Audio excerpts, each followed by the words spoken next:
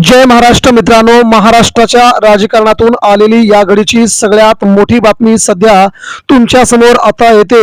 मित्रांनो, शिवसेना उद्धव बाळासाहेब ठाकरे यांच्या 50 ते 60 वर्षातील राजकीय इतिहासामध्ये पहिल्यांदाच ठाकरेंच्या शिवसेनेला असे वाईट दिवस आल्यामुळे सर्वसामान्य शिवसैनिकांमध्ये प्रचंड असंतोष निर्माण झाल्याची सगळ्यात मोठी बातमी। तर इकडे उद्धव ठाकरेंनी घेतलाय सगळ्यात मोठा निर्णय। तर ठाकरेंनी आपल्या शिवसैनिकांसाठी सगळ्यात मोठे निर्णय घेण्यास केली अखेर सुरुवात।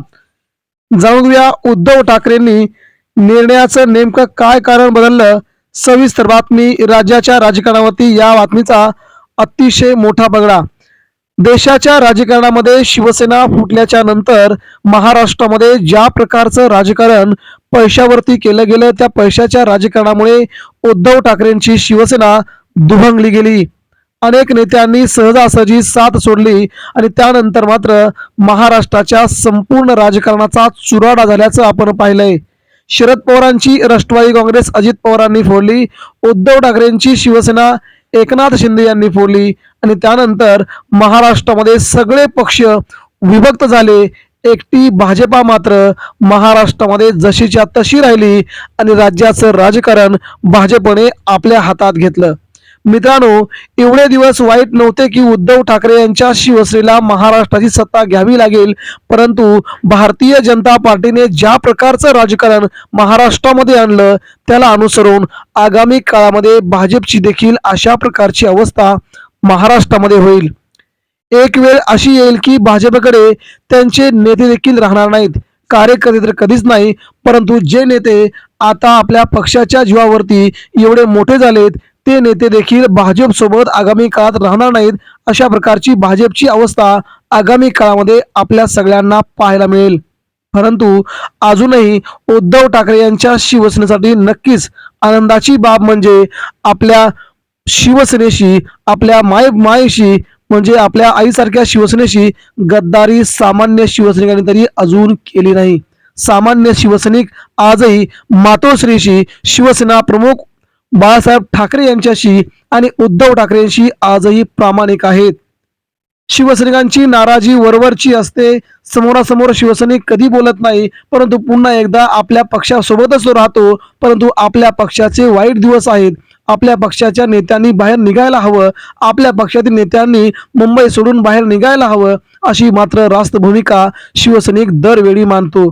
भूमिका मांडल्याच्या नंतर पुन्हा एकदा तो आपल्या आहे त्या वक्तव्यावरती येतो आणि शिवसेना वाढली पाहिजे, शिवसेना महाराष्ट्रामध्ये रुतली पाहिजे, आम्हाला 1 रुपया नको, परंतु शिवसेना प्रमुखांची शिवसेना महाराष्ट्राच्या कानाकोपऱ्यापर्यंत पोहोचली गेली पाहिजे, अशा प्रकारचा आशय सध्या सामान्य शिवसैनिक देखील प्रत्येक वेळी व्यक्त करतो। राज्याच्या राजकारणामध्ये शिवसेना हा भावनिकतेचा खेळ मानणारा पक्ष नव्हे, तर भावनिकतेने जुळणारा एकमेव कुटुंब नात्यांचा हा पक्ष आहे। त्यामुळे शिवसेना फुटल्याच्या नंतर अनेक नेत्यांनी, अनेक मंत्र्यांनी, अनेक आमदारांनी, खासदारांनी गद्दारी केली, आपल्या आई समान असणाऱ्या शिवसेनेला सोडण्याचं काम केलं, परंतु सामान्य शिवसैनिक उद्धव ठाकरेंच्या पाठीमागे खंबीरपणे उभा राहिला। तो आजही अतिशय मोठ्या प्रमाणामध्ये ठाकरेंच्या पाठीशी उभा आहे। मित्रांनो, या सगळ्या राजकीय घडामोडी महाराष्ट्राच्या राजकीय इतिहासाकडे खूप नजरेने पाहाव्या लागतात। शिवसेना फुटल्याच्या नंतर उद्धव ठाकरेंनी ज्या प्रकारे महाराष्ट्राचे दौरे करायला पाहिजे होते, ज्या प्रकारे महाराष्ट्र पिंजून काढायला पाहिजे होता, तशा प्रकारे उद्धव ठाकरे, आदित्य ठाकरे यांच्याकडून महाराष्ट्राला साथ मिळाली नाही। आणि सामान्य शिवसैनिक महाराष्ट्रातले प्रत्येक गावगाड्यातील, प्रत्येक तालुक्यातील, प्रत्येक जिल्ह्यातील शिवसैनिक आजही अस्वस्थलेले आहेत। शिवसेना पक्षप्रमुख येतील, आमच्या पाठीवरती एक हात मारतील आणि आम्हाला शब्बासकी देतील, तू लढ, मी माझ्या तुझ्या पाठीशी आहे, असे म्हणणारे कुटुंब प्रमुख आजही आमच्यामध्ये यायला तयार नाहीत। ही शोकांतिका शिवसैनिक सोशल मीडियावरती आज मांडताना दिसत आहेत। नेते जरी गेले असले तरी शिवसेना नावाचा वटवृक्ष आमच्या पाठीमागे आहे, असं सामान्य शिवसैनिकांना म्हणण्याची वेळ आली आहे।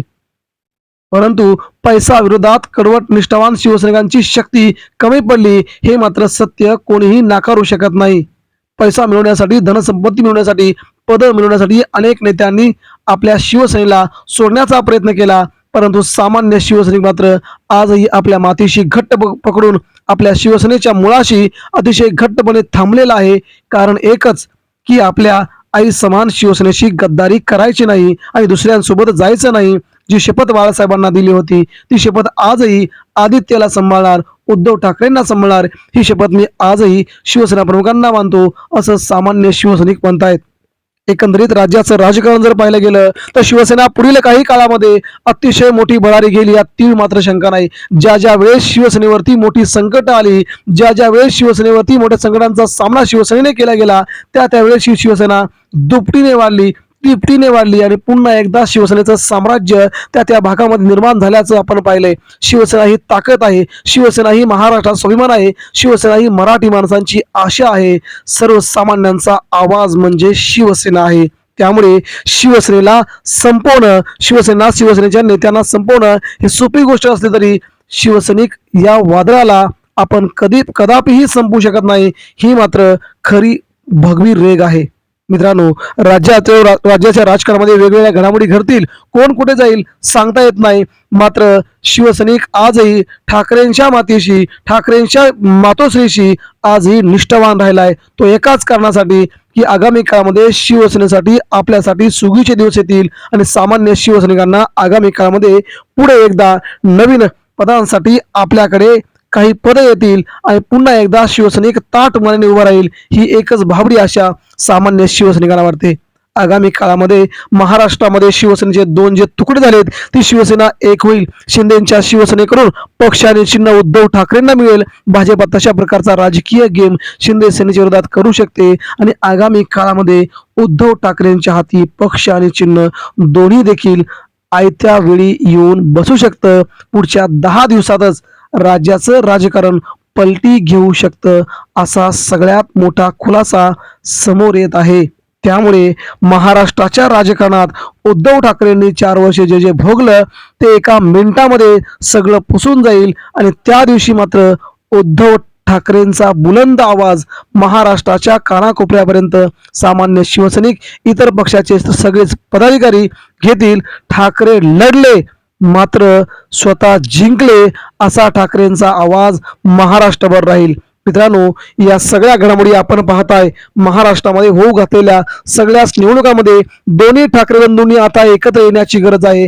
आगामी होऊ घातलेल्या 2029च्या विधानसभेसाठी मात्र सगळ्यांनी आता एकत्र येऊन आता 2029ची तयारी करायला हवी, असं शिवसैनिकांना वाटतंय. महाराष्ट्राचे दौरे करायला हवे, प्रत्येक तालुक्यापर्यंत, प्रत्येक गावापर्यंत, प्रत्येक जिल्ह्यांपर्यंत दोन्ही ठाकरेंनी जर पोहोचलं तर मात्र महाराष्ट्रात ठाकरेंची सत्ता कोणीही अडू शकणार नाही, हे मात्र सत्य आहे. प्रतिक्रिया द्या.